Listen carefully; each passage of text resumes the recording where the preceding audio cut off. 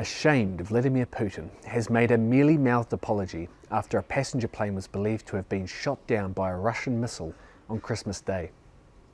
Moscow state media reported the tyrant said a rare sorry over the crash that killed 38 people in a phone call with Azerbaijani President Ilham Aliyev. But, despite apologising, Vlad continued to dodge taking responsibility for the disaster, instead merely being sorry it happened in his airspace. He described the crash as a tragic incident and admitted that the Russian air defences were active at the time of the approach by the plane into Grozny airport. The 72-year-old insisted his troops were just repelling Ukrainian drones attacking the Russian region of Chechnya. And, in a humiliating walkback, the Kremlin announced that they are launching a criminal investigation into the crash. It is understood Azerbaijan Airlines Flight 8243 was hit by an air defense missile while going into land in the Russian city of Grozny after it had taken off from Baku in Azerbaijan. Putin's forces have also been accused of jamming the plane's systems and refusing the stricken aircraft permission to make an emergency landing in Russia. The hero pilots bravely struggled on in their crippled airliner, managing to cross the Caspian Sea before plummeting to the ground near Akto International Airport in Kazakhstan. Their efforts managed to save the lives of 29 of the 67 people on board, even as both of them died in the horrific crash. The plane is believed to have been down by a newly installed Pantsir S air defense system after it was mistaken for a drone. Statements by Azerbaijani officials suggest Baku believes the plane was hit externally while mid-air over Grozny. Aliyev told Putin in the call that the plane was subject to extraneous physical and technical interference. Russia had instead tried to blame the crash on a bird strike. The US has said it had early indications that Russian air defense may have been responsible for the crash. The Azerbaijani crash is a chilling echo of the MH17 disaster, in which Russian-backed rebel forces shot down a Boeing 777, killing 298 people.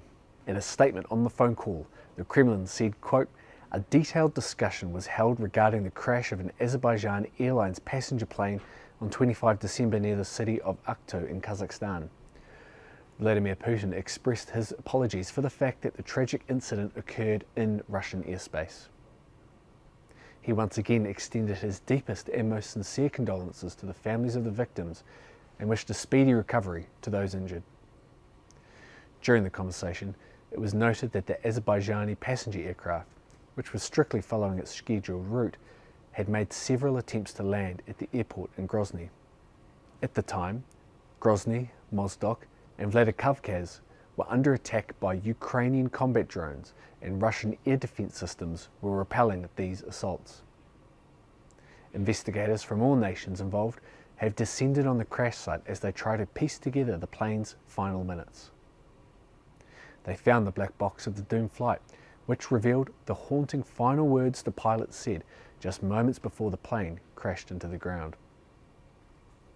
Struggling to control the plane, one of the pilots said, quote, "I can't execute. Control is lost."